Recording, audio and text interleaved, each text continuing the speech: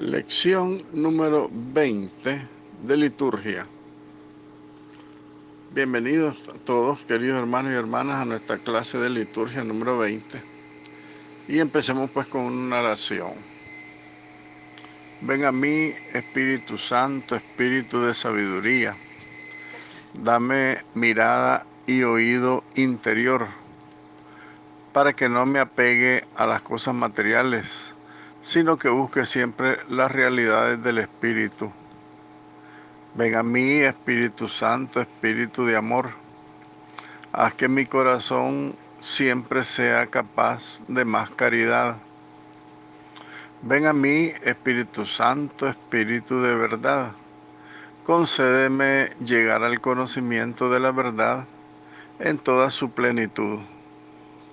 Ven a mí, Espíritu Santo, agua viva que lanza la vida eterna. Concédeme la gracia de llegar a contemplar el rostro del Padre en la vida y en la alegría sin fin. Amén. En nuestra clase de liturgia anterior iniciamos a reflexionar sobre el proemio, o sea, la introducción a esta instrucción general del misal romano. Y decíamos también que el misal actual del Concilio Vaticano II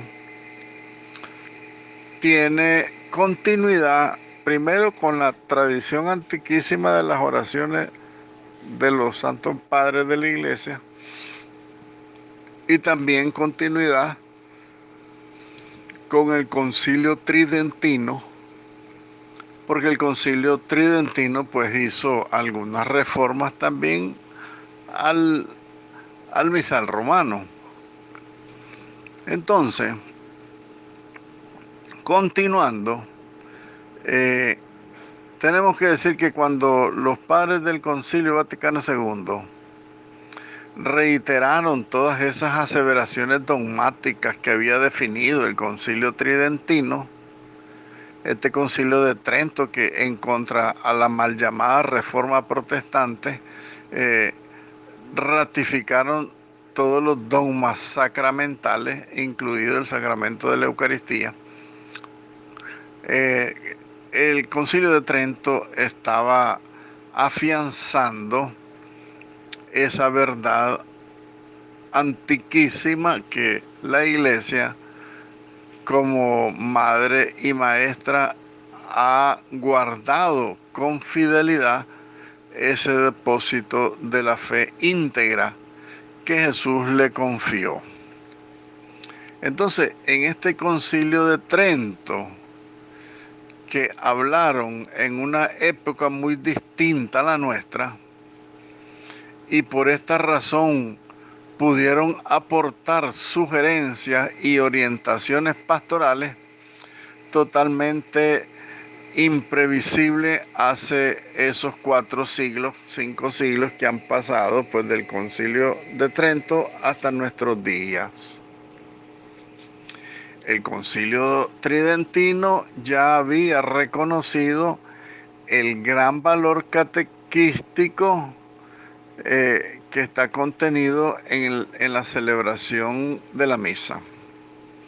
Diríamos con palabras más técnicas a nuestro tema, que el Concilio de Trento había reconocido el gran valor catequético que contiene la liturgia. Estamos hablando de la liturgia porque la liturgia abarca, por supuesto, en primer lugar la Eucaristía, pero también la liturgia de todos los sacramentos.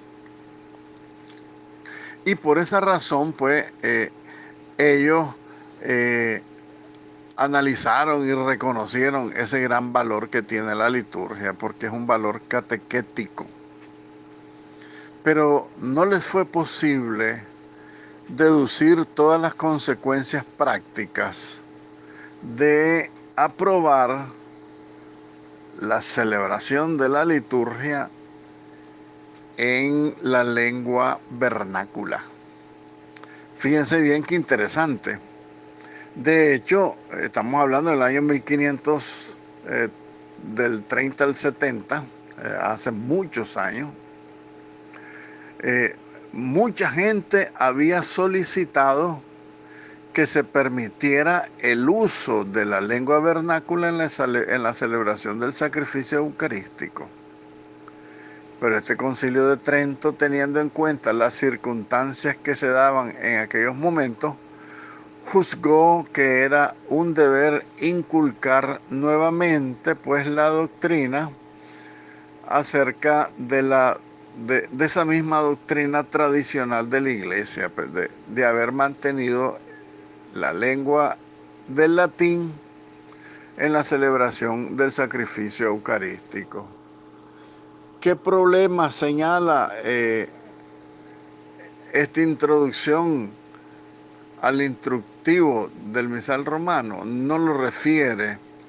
Me imagino que por cuestiones de mantener la pureza tal vez de esa tradición antiquísima de usar el latín en el sacrificio eucarístico, ellos sintieron ese deber pues, de inculcar nuevamente esa doctrina tradicional de la Iglesia, según la cual el sacrificio eucarístico es ante todo acción de Cristo mismo, el cual por lo tanto no se ve afectada en su eficacia propia por el modo como de él se participan los fieles. Fíjense bien qué interesante este análisis que hace el Concilio de Trento. Dice el Concilio de Trento, en el sacrificio eucarístico, que es propiamente acción de Cristo, la eficacia de la liturgia, aunque sea en latín, porque la eficacia es propia de Cristo, no de nosotros. Entonces mantener esa doctrina tradicional de la lengua latina no afectaba de ninguna manera, dice el Concilio de Trento, los frutos que la eficacia que los fieles recibían al participar de la misa, aunque fuera en latín y aunque no la entendieran. ¿Por qué? Porque en ese momento, ¿verdad? Ahora sabemos que el Concilio Vaticano dijo que tenemos que participar activamente, respondiendo las oraciones, cantando, levantándonos, arrodillándonos, todos los signos, ¿verdad? Todos los signos visibles, todos esos gestos que hacemos en la liturgia. Ahora lo vemos de otra manera, pero en ese momento lo miraban de que realmente la Sagrada Liturgia es la acción del sacerdocio de Jesucristo. Y aunque la misa fuera en latín, no afectaba de ninguna manera la participación de los fieles, aunque los fieles no supieran latín, porque la obra era de Cristo. Estamos bien, estamos claros. Ese era el pensamiento de ese momento del Concilio de Trento. En consecuencia, este concilio se expresó con estas palabras, a la vez firmes pero moderadas, ¿no? Con convicción pero diciéndolo de una manera moderada. Decía el Concilio de Trento, aunque la misa contiene gran materia de instrucción para el pueblo fiel, sin embargo, no pareció conveniente a los padres conciliares que, como norma general, se celebrara la Santa Eucaristía en lengua vernácula. Eso dijo el concilio, porque no era necesario, consideraban que no era conveniente, porque en el entendido que la acción litúrgica es obra de Cristo, entonces ellos no veían la necesidad de cambiar la lengua. Pero sí se discutió seriamente en el Concilio de Trento la lengua vernácula en la Santa Eucaristía, porque algunos ya lo estaban pidiendo, ¿verdad? Entonces ellos mantienen pues esa esa doctrina tradicional que no afecta. Recuerden lo que dice el Concilio Vaticano II, que es totalmente distinto a lo que pensaba el Concilio de Trento, porque el Concilio Vaticano II lo que hace es ir en una continuidad doctrinal, ir perfeccionando el conocimiento de la liturgia. Fíjense bien lo que dice el Concilio Vaticano II. Dice el Vaticano II en la reforma litúrgica del Sacrosanctum Concilio: la liturgia es acción de Cristo y su iglesia. Fíjense que eso le añade el Concilio Vaticano II, que la acción litúrgica es acción del sacerdocio de Jesucristo y de la iglesia. Entonces ahí te le cambia, no te le cambia, sino que te le complementa la reflexión teológica que hizo el Concilio Vaticano II en cuanto al sacerdocio de Jesucristo, al sacerdocio ministerial y al sacerdocio común de los fieles. Cáptenlo bien porque esto está precioso. Entonces el concilio declaró, por lo tanto, en esta reflexión que hacen ellos, que debía ser condenado quien juzgara que debe reprobarse el rito de la Iglesia romana por el que se pronuncia en voz baja la parte del canon y las palabras de la consagración, o que la misa deba ser celebrada solo en la lengua búlgar. La lengua del vulgo, recuerden ustedes, para que entiendan todo este lenguaje teológico, la lengua del vulgo es la Vulgata, que fue la traducción al latín que hizo San Jerónimo de los textos de la Sagrada Escritura originales del griego, del arameo y del latín. A ver, del hebreo, griego, arameo, hebreo. Griego, arameo y hebreo. Esas son las tres lenguas originales de la Sagrada Escritura: el arameo, el hebreo y el griego. San Jerónimo la traduce al latín, que era la lengua del vulgo, del pueblo de Dios, de la iglesia, ¿verdad? Entonces, el Concilio de Trento ratifica esta gran verdad porque es la lengua de la iglesia. Dice que condena a quien juzgue que debe ser reprobado el rito de la iglesia romana con el que se pronuncia en voz baja la parte del canon y que las palabras de la consagración también, y que la misa deba ser celebrada solo en la lengua latina o la lengua vulgar. Está hablando de latín. ¿Por qué razón? Porque habían dos normas que regían la liturgia. Una era el latín, no sé si captaron lo que leímos. Una era el latín y la otra era que se pronunciaba en voz baja, el sacerdote pronunciaba en voz baja la parte del canon. ¿Cuál es el canon? Pues la oración de consagración. Eso es el canon de la liturgia, ¿no? Las palabras de la consagración. Y que también era la otra cosa, era pues el lenguaje, el latín.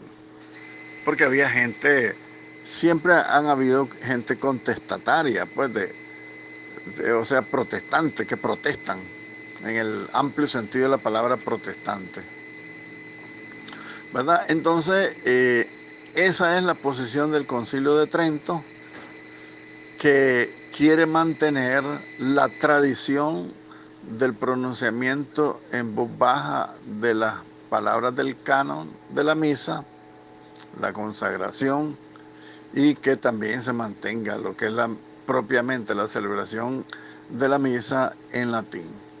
Porque había gente que estaban queriendo imponer en el Concilio de Trento pues el cambio de lenguaje.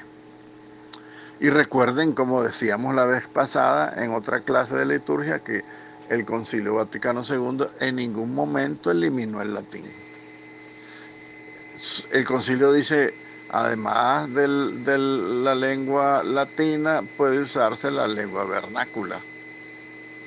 No son palabras textuales, pero ese es el sentido que da el Concilio Vaticano II sobre la reforma litúrgica y la lengua vernácula que se usa hoy por hoy en la liturgia. Sin embargo, en aquel momento los padres conciliares de Trento consideraron pues que no se debería hacer en la lengua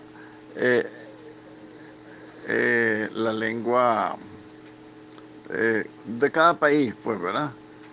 Sino que se mantuviera por la santidad misma del sacramento que se celebraba, la liturgia eucarística, la lengua vernácula, ¿verdad? No consideraron que fuera prioritario, sino que incluso hacen una declaración condenatoria contra los que están presionando.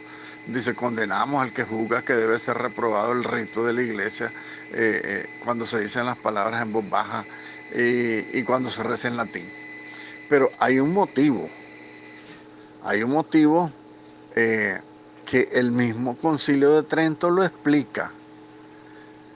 Yo quiero que entiendan por qué era la posición de los padres conciliares de Trento. No era porque ellos querían, no, que se quede en latín y no estén fregando, condenamos a los que digan que no. No es por eso, sino que hay una razón.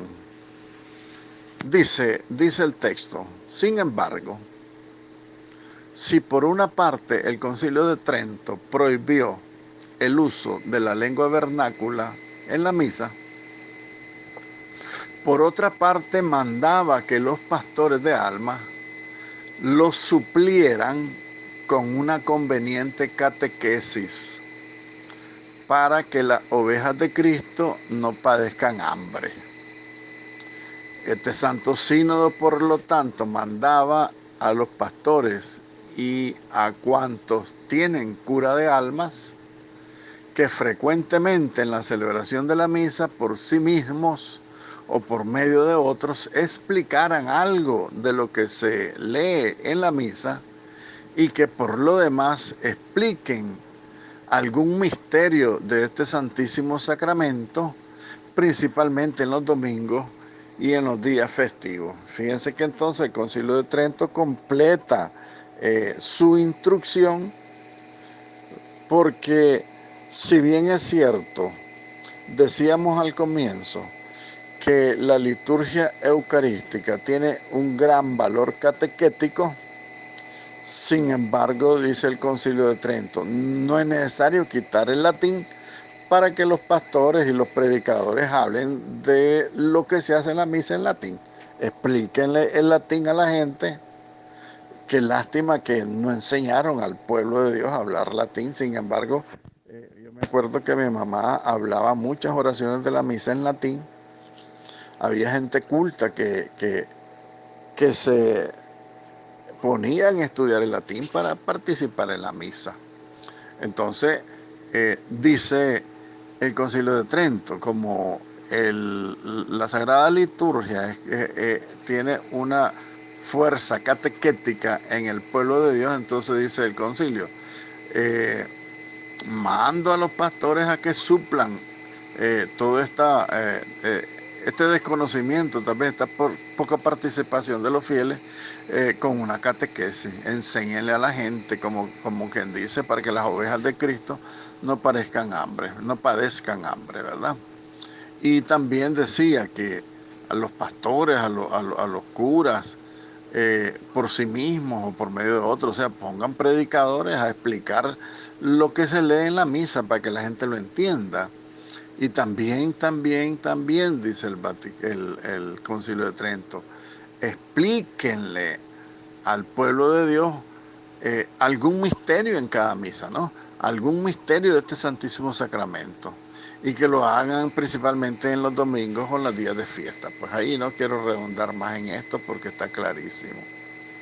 Entonces, por esa razón, el Concilio Vaticano II, congregado para adaptar la Iglesia a las necesidades de su oficio apostólico en estos tiempos, miró profundamente, como lo hizo el Concilio de Trento, ese carácter didascálico, o sea, didáctico, y pastoral de la Sagrada Liturgia. Lo que decíamos que la Sagrada Liturgia tiene un carácter didáctico, catequístico.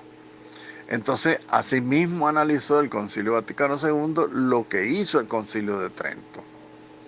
Y aunque ningún católico niega la legalidad y la eficacia del sagrado rito celebrado en latín, también pudo conceder que en no pocas ocasiones el empleo de la lengua vernácula puede ser de gran utilidad para el pueblo.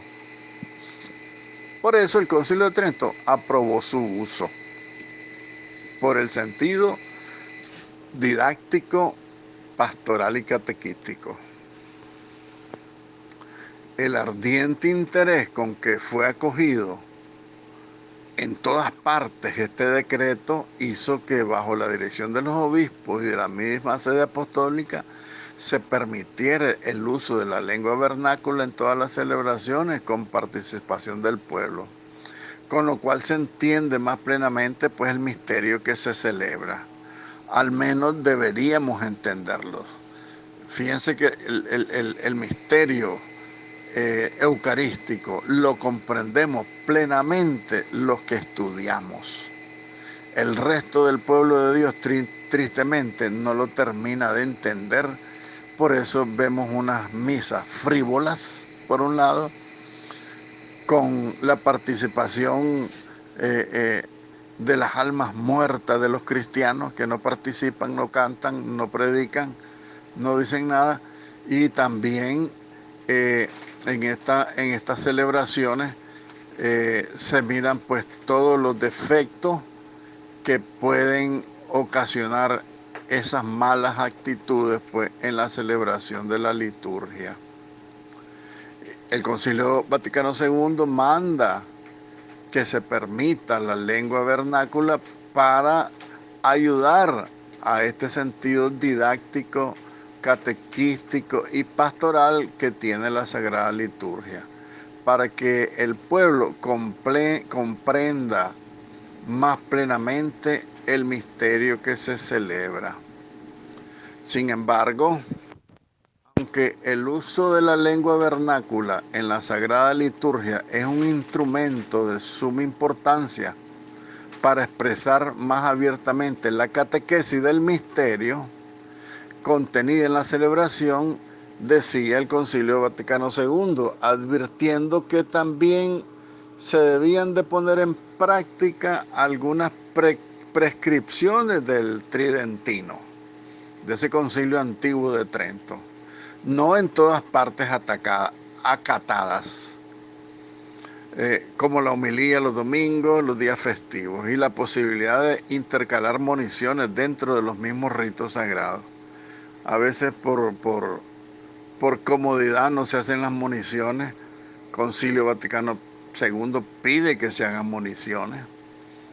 ¿Qué son las moniciones? La monición introductoria es una preparación espiritual al pueblo de Dios a que participe en la Sagrada Liturgia, principalmente los domingos. Dice el concilio que tristemente no en muchas partes fue acatada esta instrucción del Concilio Vaticano II, que tuviera ese sentido catequístico del misterio. ¿Se acuerdan la primera clase que decíamos de la liturgia? Que los misterios sagrados al inicio de la iglesia naciente, era como muy cuidado celosamente para que no se dieran abusos en la liturgia. El mismo obispo preparaba a los nuevos bautizados y mientras no eran bautizados no los introducían en la profundidad del misterio de la consagración eucarística para que no ofendieran por su ignorancia y por su actitud tan grande sacramento. Pero desdichadamente pues ahora igual no se hace la catequesis. Por lo tanto, no se conserva la pureza, la dignidad que debería de tener la celebración de los misterios de nuestra redención. Con mayor interés aún, el Concilio Vaticano II, al recomendar especialmente que la participación más perfecta es aquella por la cual los fieles, después de la comunión del sacerdote, también ellos, los fieles, reciban el cuerpo del Señor, ese pan consagrado en la misma misa. Y también exhorta a llevar a la práctica otro deseo de los padres de Trento, de los padres tridentinos, y que era que para participar más plenamente en la Eucaristía, no se contenten los fieles presentes con comulgar espiritualmente, sino que reciban sacramentalmente la comunión eucarística. Estamos claros que estamos viviendo tiempos diferentes, ¿verdad? Que ahora incluso no podemos ni ir al templo por la contaminación de la peste que nos invade. Sin embargo, el valor principal que tiene nuestra participación activa, viva y eficaz, tiene su plenitud, nuestra participación viva tiene su plenitud cuando comulgamos el cuerpo de Cristo, ¿verdad? Y es una participación que tiene que ser sacramental. Porque ciertamente cuando nosotros vamos a misa hay uno de los lectores que lee la comunión espiritual. Pero dice el concilio, no nos contentemos con hacer la comunión espiritual, recibamos a Jesucristo en persona, su cuerpo, su sangre, su alma y su divinidad. Y movido por este mismo espíritu y este mismo interés pastoral, el Concilio Vaticano II pudo examinar con una nueva consideración lo que estableció el Concilio de Trento acerca de la comunión bajo las dos especies. Recuerden que la doctrina de la Sagrada Eucaristía dice que Jesucristo está realmente presente en las dos especies que se consagra, en el pan y en el vino. En un poquito de vino o en mucho vino está Cristo presente. En una hostia completa, en la mitad de una hostia o en una partícula de la hostia, ahí está Cristo completo, con su cuerpo, su sangre, su alma y su divinidad. Entonces, en consideración a esta doctrina plena de la Sagrada Eucaristía, entonces, puesto que hoy nadie sabe, nadie pone duda de los principios doctrinales, pues de este valor que acabamos de decir, de que Cristo está presente en cada parte de la Eucaristía, del vino, del pan, cada partícula de pan, cada traguito, cada sorbo, cada gota de vino, está Cristo totalmente presente. Entonces, el valor de la comunión en la que se recibe la Eucaristía bajo la única especie es totalmente suficiente. El concilio también, por supuesto, permitió algunas veces la comunión bajo las dos especies, cuando de hecho por la forma más clara del signo sacramental se ofrezca a los fieles una oportunidad especial para captar más profundamente el misterio en el que participan. Pero esto tiene que ser con pocos fieles para que se pueda realizar el acto y no se prolongue demasiado la Eucaristía y no se corre el riesgo de que se derrame una gota de sangre, porque yo creo que si se cae la hostia, tristemente nosotros la recogemos con pesar, porque peligra quedar alguna partícula, mientras que con el vino es más delicado que caiga una gota en el piso, es más difícil recuperarla. De esta manera, la Iglesia, mientras permanece fiel a su misión de maestra de la verdad, custodiando lo antiguo, es decir, el depósito de la tradición maravillosa del misterio, cumple también su deber de examinar y de emplear prudentemente lo nuevo, ¿verdad? Lo antiguo y lo nuevo. Por aquello del Evangelio de San Mateo capítulo 13, ¿verdad? Que decía el Evangelio, decía Mateo, el el padre, todo buen padre, dice, siempre coge de lo antiguo y de lo nuevo para dárselo a sus hijos. Eso mismo dice la iglesia en esta verdad. La iglesia como maestra siempre toma de lo antiguo y de lo nuevo para alimentarnos la fe, el amor, el conocimiento. Así, de manera más abierta, una parte del nuevo misal ordena las oraciones de la iglesia a las necesidades de nuestro tiempo.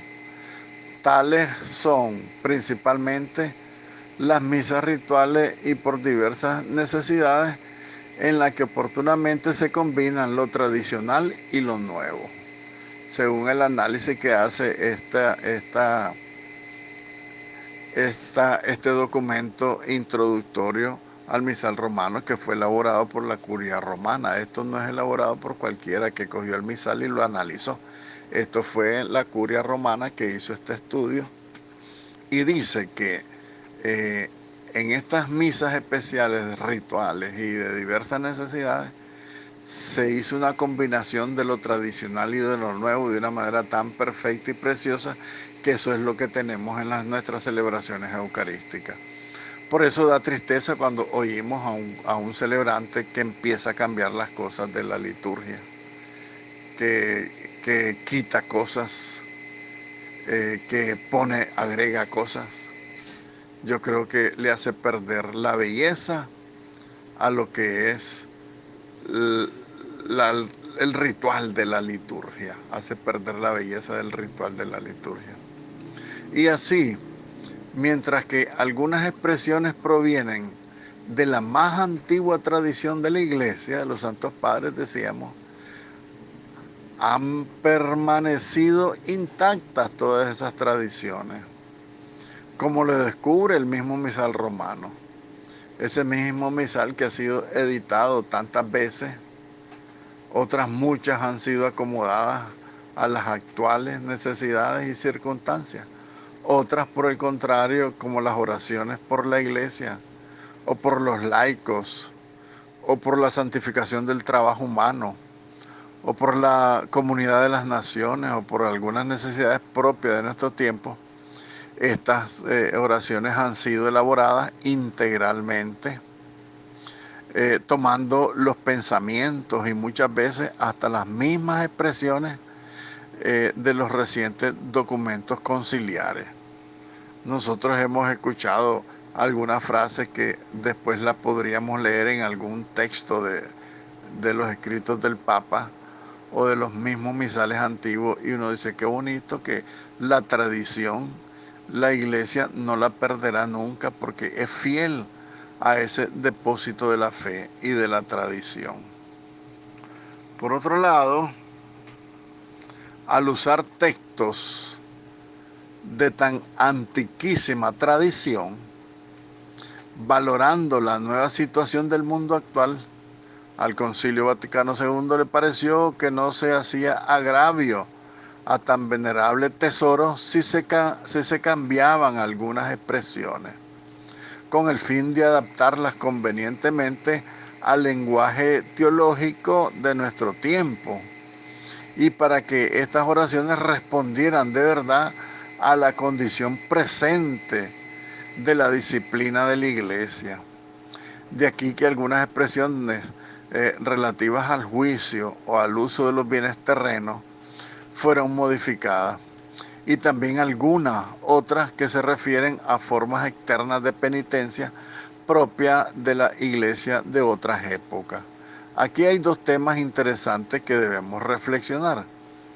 En primer lugar, aquellas expresiones antiguas relacionadas al juicio final, a los bienes terrenos, a los bienes espirituales. Se me viene a la mente la reflexión que nos hizo doña Elvita, de que el lenguaje antiguo era muy duro con las exigencias del juicio final, la muerte, el infierno, etc. Entonces, el Concilio Vaticano II habla de que era conveniente acomodar al lenguaje teológico moderno para que respondieran de verdad a la condición misma de la disciplina de la iglesia. Pero esto no quita el fondo del misterio de Dios, que Dios es amor, pero también misericordia, pero también justicia. ¿Verdad? Eso no lo podemos apartar de vista. Y la segunda cosa que señala esta reflexión conciliar acerca de las tradiciones antiquísimas, ponen un ejemplo muy bonito que se refiere a las formas externas de penitencia que era propia de la iglesia en otras épocas. En épocas muy antiguas la confesión era pública. Entonces, claro, eso hacía un perjuicio tremendo a la persona que se confesaba.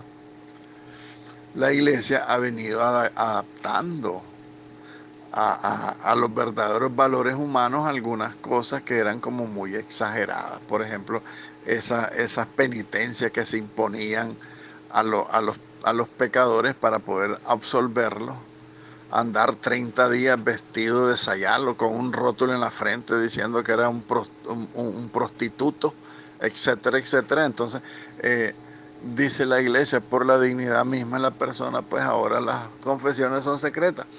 De ahí entonces donde decimos nosotros que la iglesia como verdadera maestra de formación de sus hijos, agarra de lo antiguo, pero toma también de lo nuevo para instruirlo.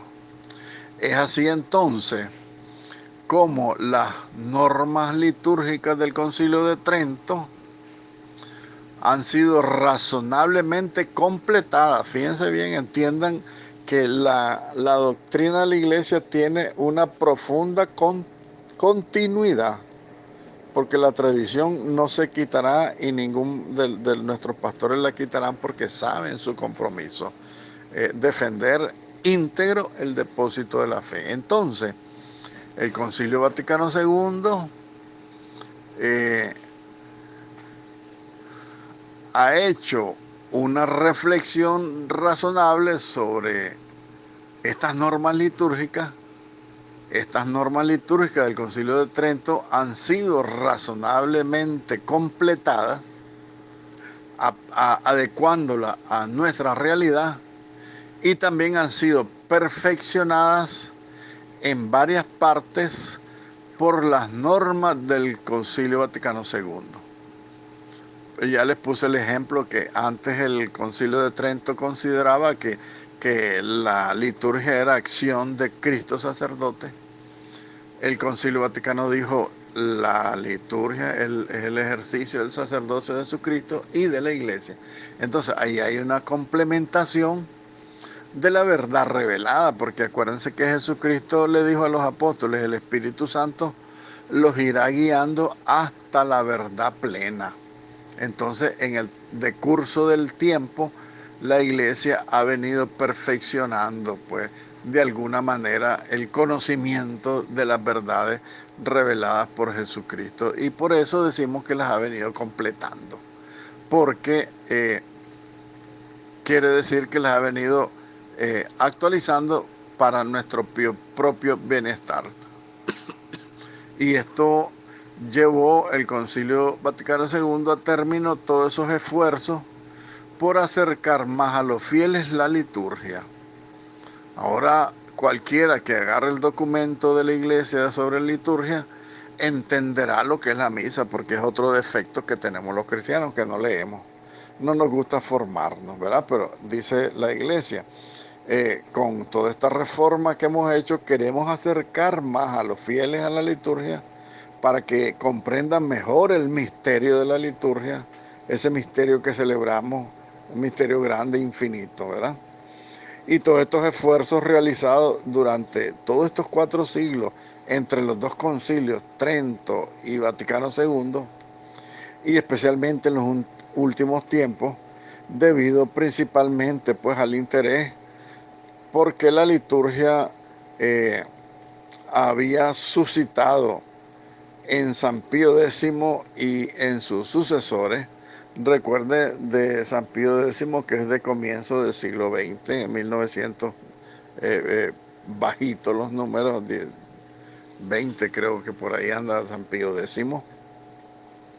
Entonces, a partir de esos grandes intereses que vinieron despertando los papas del siglo XX y del siglo XXI, fue que el Concilio Vaticano II pues hizo esta reforma de una manera maravillosa. Ave María, gracia plena Dominus tecum, benedicta tui mulieribus, et benedictus fructus ventris tui, Iesus. Santa María, Mater Dei, ora pro nobis peccatoribus, nunc et in hora mortis nostre. Amén.